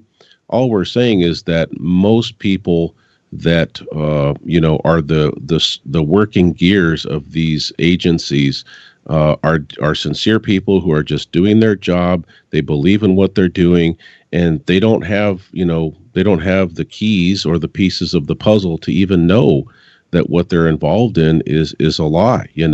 I think I might have mentioned to you, months ago, I was talking to Chad Taylor on his YouTube channel. We were talking about NASA, and I told him that, before I got fired, maybe about 2 months before I got fired, one of the local Toledo, Ohio ministers that I know emailed me, and he's like, hey, Nate, he's like, there's a guy who's a brother, in Christ. He's coming in from Florida. He works for NASA, and he does some speaking, and he's spoken at different churches, and we got something going on already, but he's offered to be in Toledo, and, he would like to speak at different churches. He's got some videos. He's got some discussions. He'll come, for free, and he's going to be in town in your area, on these dates. And as I really evaluated that statement, I was like, this sounds like things aren't adding up. He's coming in town for free. He's going to be in certain high populated areas on certain dates. And, this person is probably very sincere, but it just struck me that he's going into churches, right, where supposed Bible believers are.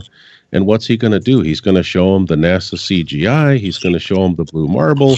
He's going to show them, clips from Hollywood movies. And the vast majority of those folks are going to check Genesis 1 at the door and say, oh, yeah, this guy from NASA came in. He's a believer. He's a brother in Christ. Case closed. Yeah, absolutely. Because of the weight and the authority there, right? Yeah. But I mean, you being a pastor and going through what you went through, do you have like a yearning or kind of, do you feel in your heart that you want to reach out to fellow pastors or other people that might be in the same predicament? Yeah. And, I have had some people message me that are in ministry. Some have been kind of, they've been very quiet about specifics, but they'll just say, yeah, I'm kind of going through the same thing. Other ministers will message me and they'll say, I was fired for speaking the truth about biblical creation. And many of them, they'll say, I was fired last year, or I was fired in 2017. And so, the thing is that there's a lot more ministry types that have been affected in a similar way as myself, but they're not, they're not going public. It's just kind of a secretive thing. But as I have opportunity to reach out to other ministers, I met a minister at Flat Earth International 18 in Denver. He's from the Denver area, and he shared with me that he had an opportunity to come on full time with a particular church in that area. And he was doing some part-time stuff. He owned a pastry business, and he was wanting to go into ministry full time. And they were pressuring him to join, but he understood that his views about creation were going to be a rub. And he ultimately decided to not accept that position because he felt like there would be too much conflict. So I've actually had a chance to do some mentoring and to try to give some, counsel to other ministers that have been in sticky situations. But I'm hoping now that even in my own area, now, since it's been 4 or 5 months, some of the emotion has died down. Maybe in 2019, I'll have an opportunity to reach out to some of these ministers and say, hey, would you mind doing lunch sometime? And maybe, keep the lines of communication open. Yeah, well, I think it would be important to, keep that dialogue going, because I know there's a lot of people being affected. I've had multiple people reach out to me over the years, as far as whether they're suffering in silence or they were let go from the position, for taking a literal stance when it comes to the Bible. I mean, what is going on? What in the world is going on when people want to take a literal stance on the Bible and churches are kicking them out? And these are churches primarily that take a literal view when it comes to 6-day literal creation. These are the ones that are fighting with evolution. They're fighting against evolution. So I'm always floored by that. But I was going to ask you, because you brought up the Flat Earth International Conference 2018 in Denver.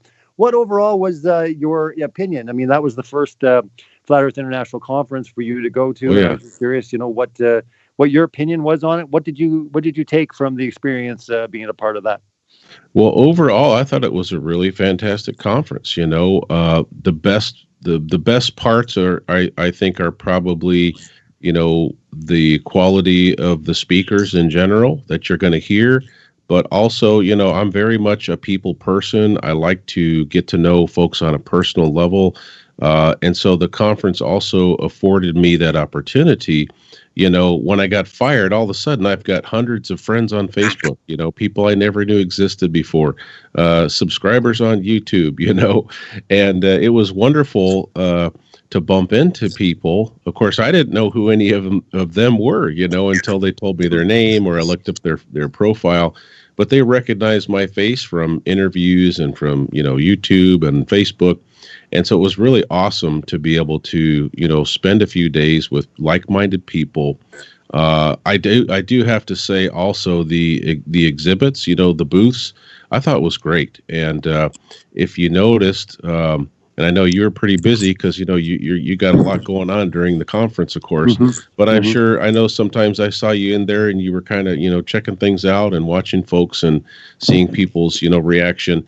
And it was just almost like a small little community over there. I mean, there was a lot of fellowship happening at the tables, and I just really enjoyed it. My only lament was that I flew out of there, I think it was Saturday or something like that. I flew out of there pretty quick, and I wish I had taken another day or two, to kind of relax and spend some more time with folks there. Yeah, well, the nice thing is that Question Everything 2019 here in a couple of weeks, you're going to be staying some extra days. So that will be good. We'll have some time, after the conference. And also it'll be nice for me as well, too, just because, I'll have more time. I mean, when I'm organizing a conference, being the conference organizer, it's just go, go, go. But as a speaker, you get a little bit more different perspective as well. And obviously more time, kind of like, when we were at Skyfall, same type of scenario, right? We hung out a lot. I mean, I think, I don't know if we went even like 3-4 hours without kind of being together at Skyfall. Oh yeah. We were eating meals together and, late night stuff.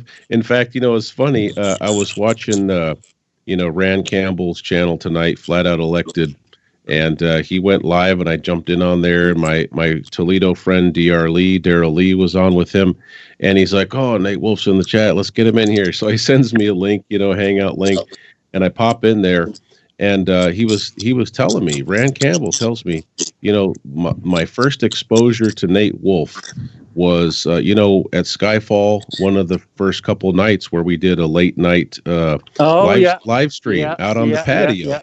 So Rand Campbell was like, I was listening to you guys out on the patio, and he's like, I was really sizing you up, Nate, and I was praying. He's like, okay, God, give me some insight into this Nate Wolfe guy. Is he legit? What's his story? Is he a true brother? And I just thought it was really cool that he referenced that impromptu, late night, relaxed, live stream at a glass table. It made an impact. So, it's just the fellowship, the connections are amazing. And of course, the conferences are a really special time.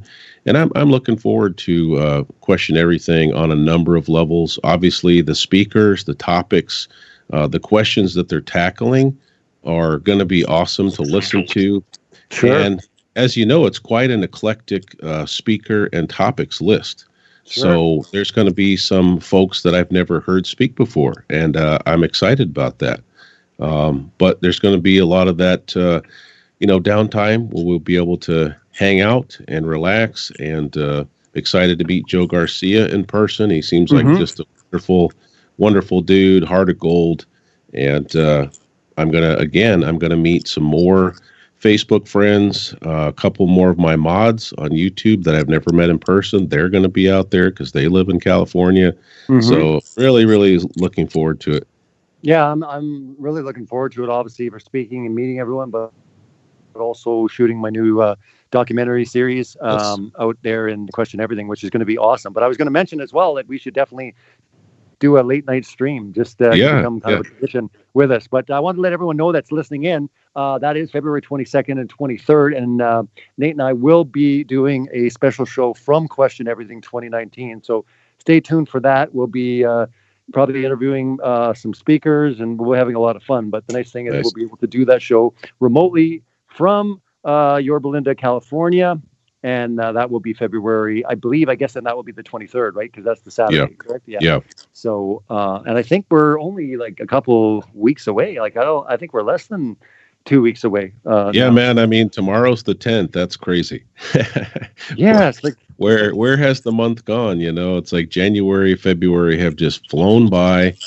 I was joking around with my wife. I was like, doesn't it seem like just like last week we had to pay our mortgage and now our mortgage is due again? It's like, wow, the time is just flying by so fast. Oh, yeah, it just flies. I mean, they completely like the time. And they say the older you get, the faster it goes too. Yes, yeah. My father always tells me that. And it is true, because as I move from my 20s to my 30s and then from my 30s to my 40s, I do notice that each time time seems to be going faster and faster, right? Especially when you have kids. I mean, kids, they grow up so fast, and you're kind of like, what? It was just like yesterday. I just remember them being born, and they... Yeah, now your kids are 20 years old. It's like, whoa, okay, this is weird, Yeah, and then that's when you recognize, you're like, okay, I'm old.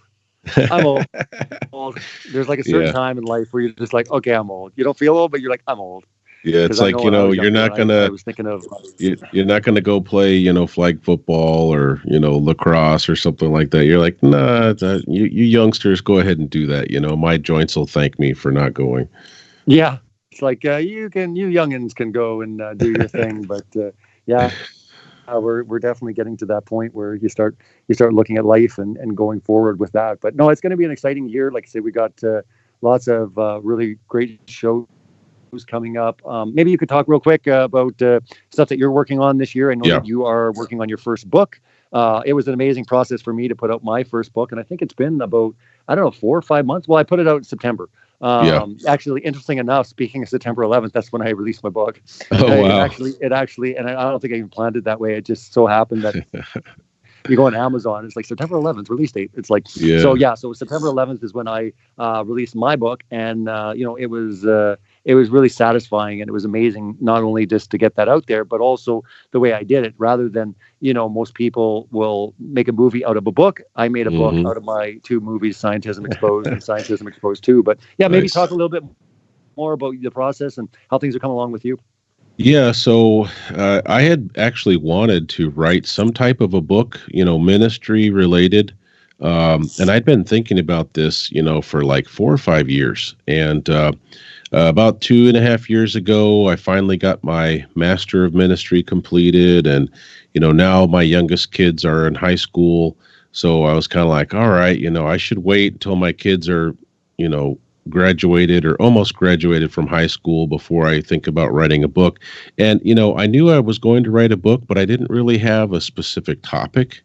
And then after I got fired, it dawned on me. It was like, yeah, I need to write a book called Fired for Truth. And I need to discuss about, me coming into, the truth of the biblical creation and what led up to that. But what's really cool, Robbie, is some of these chapters that I will actually probably publish haven't been written yet, and they haven't even been experienced yet, because God is doing things every month that I never expected would happen. And so, probably next month there will be items that are new and exciting that I'll say, what, I need to write about this. I need to include this in the book. And I think I'm up to about like maybe a little past page 70. And I don't have a target, page number. I just want to say what needs to be said. And when I'm done, I'll shut up. So, if it's 100 pages, great. If it's 150 pages, wonderful. But, so that's still an ongoing project. I hope to have it released by August of 2019, which would be right before the Take on the World 19 conference. And then, of course, I have many different teaching series that I've begun on my YouTube channel. Just about 3-4 days ago, I uploaded the first lesson in a series entitled Dear Church, where I'm going to be looking at, the church in America and some of the things that we need to examine regarding leadership and membership. I just had my first ever YouTube premiere last night, something I'm calling Testify for Truth. And I had my first guest who shared about his journey of faith. He was an atheist that became converted to Christ. And the funny thing is that when he realized, he got down the rabbit hole of conspiracies and he saw that there was evil at the root of all of this. And he realized that Satan is real and his influence in the world is pervasive. And as soon as that light bulb came on, he said, wait a second, if Satan is real, if true evil exists, then good has to exist, and I need to check it out. And so he went back to the Bible and studied and looked into the Bible as vigorously as he had in all these atheistic books, and he came full circle and came to belief in Jesus Christ. So I've got he's my first interview. I'll probably interview others in that series, and then I have almost a weekly series. It's just called a Scripture Sharing, and every week it's a new topic. In fact, I think all of those topics so far have had nothing really to do with flat Earth or biblical cosmology. It's just another opportunity, another avenue to share biblical truth weekly. And as you know, some people aren't really connected to a local fellowship, or they don't have, a minister or a teacher that they're listening to weekly. And so I'm just trying to be well-rounded and try to help as many people as I can, learn about truth. Yeah, we're getting a lot more, like series videos added to the Celebrate Truth 24/7 stream. Yes, there's a lot more great stuff playing from you now that you're adding a lot more to, your channel. And for people who aren't aware, if you are interested in this content, you want to learn more, if you go to Celebrate Truth on YouTube, there's a 24/7 stream that plays, and it's the best of the biblical flat Earth type people as far as their channels, and most of my documentary films play there. We got Pastor Nate Wolfe, Fired for Truth. Many other really, really great teachers and great resources are found there, but you can check that out at youtube.com/celebrate truth. And if you're interested in Pastor Nate Wolfe, you want to learn more about him on YouTube, I'll let Nate talk a little bit more about where you can contact him and learn more. But at YouTube, it's Fired for Truth. But maybe you want to mention real quick some other links and ways to reach out to you. Yeah, I do have a new website that is up. It's www.firedfortruth.org. And I've got more video links there, testimony links. There is a contact form there. So if you want to reach out to me, you can fill that out through FiredforTruth.org. Also, I have a specific email. My newest email that I'm using is nate@firedfortruth.org. So you can reach me through email. I'm on Facebook as Nate Wolfe, and then in parentheses it has Fired for Truth, as I mentioned earlier, to try to help distinguish me between all the other Nates that are out there. But those are just some of the ways that you can reach me. Is there that many Nate Wolfes? There's a lot of Nate Wolfes on Facebook. But you know, Robbie, I think before the conference, I'm going to release a video to help people understand about who the Nathans of Flat Earth are. I mean, I'm not just joking, man. I'm serious. I'm going to make that video real soon.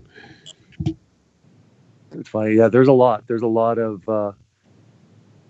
Nathans, especially talking about this topic. Yeah. So, yeah, I mean, the ones that I know personally already, there's 4, and then of course you got Oakley and a bunch of other people too. So there, you could probably come up with a pretty long list of Nathans. But specifically, in biblical cosmology, there's at least 3. And, if you count Nathan Reynolds, who's also a speaker, that's 4. That's at least 4 Nathans. Interestingly enough, though, all of those Nathans typically go by Nathan. I'm a Nathan that goes by Nate. So hopefully that helps some people, wow. Just call me Nate. That'll help. And if you don't call the other ones Nate, that will help too. Just call them Nathan, and we'll keep it all straight. Yeah. Well, you distinguish yourself pretty easy because you're Pastor Nate, right? So yeah. There's not too many Pastor Nates in biblical cosmology at all. So you basically distinguish yourself, and whether you go, some go by Nathan or Nate, but again, none of them can put pastor in front of the name. So you can. That's what distinguishes you, and like I said, it's amazing to have you being part of the show. I knew that from the very beginning we'd make a great team as far as breaking down the lies of the world and celebrating truth as far as this goes, and various other topics that we'll be talking about through it's been this awesome. year. Yeah, it's been amazing. We've had some awesome guests on so far. Got more guests lined up for the next few weeks. And like I said, anyone that is interested, we will be doing a special show from Yorba Linda, California for Question Everything 2019. And not only will I be getting a lot of great interviews with a lot of speakers there, we'll be getting them, hopefully a few of them, on the show that evening. It's going to be a little bit difficult because I think the conference is still on till about 9 o'clock. I believe. So we're going to be like, I think we'll be out in the hallway. It'll be like, okay, they're talking about this now. Yeah. We'll give like a play-by-play. We'll pull people out and stuff and can talk to them. But I'm sure we'll have a lot of fun with it, and hopefully not too many late nights. A few, but not too many. Yeah. I don't know if you're going to get all rested up, because you know how it is when you're celebrating truth with Robbie Davidson. It's, it can go late into the evening. I mean, 2 or 3 a.m., that's just like kind of getting started, right? Yeah, 2 or 3 a.m. Yeah, that's exactly it. It's like, what? It's like, no, come on, we got to go. We got to do it. So, I mean, especially the day afterwards and stuff like that. But hopefully we'll be able to get some really good footage. Yeah. We'll be able to talk to a lot of interesting people. I also agree with you. It's going to be great to meet Joe Garcia as well. Also some other speakers that I haven't met yet as well. So it's going to be great that we'll be able to. And Matt Long's going to be there, which is awesome. So we just had him on tonight here in the first hour. So and again, I usually wait for a few days before I post stuff on my YouTube channel. But again, if you are a member of Revolution Radio and you sign up, you get access to all the archives, not just my show, but everyone's show. And it's a great way to support, listener supported radio stations such as Revolution Radio. I do know that they are the #1 listener supported radio. And awesome. It only happens because of people like you that help to support them. And I mean, that's $6 a month. I mean, that's like literally, I was thinking about it the other day. That's literally one grande Starbucks coffee. Yeah, exactly. Yeah. Like the way coffee is getting, it's literally one cup of coffee at Starbucks if you go for a large one and you put caramel on top of it or something. So it's not a lot of money, and again, it really does help. Make sure that they can keep supporting what they're doing, but also helping with censorship, allowing people to freely speak. And that's the beautiful thing about this platform. We're able to freely speak about whatever we want. Pretty much the only rules that they have is not getting really hateful and swearing and stuff. But obviously they want to keep it family friendly. But I do believe that overall everyone, as far as the rules or regulations, there really hardly is any as far as being able to freely speak. So again, appreciate your support. It's been awesome, Pastor Nate. It was awesome having Matt Long. Again, this is episode 6, Celebrate Truth. We're going to catch you next Saturday, same time, same place. Blessings all. Take care.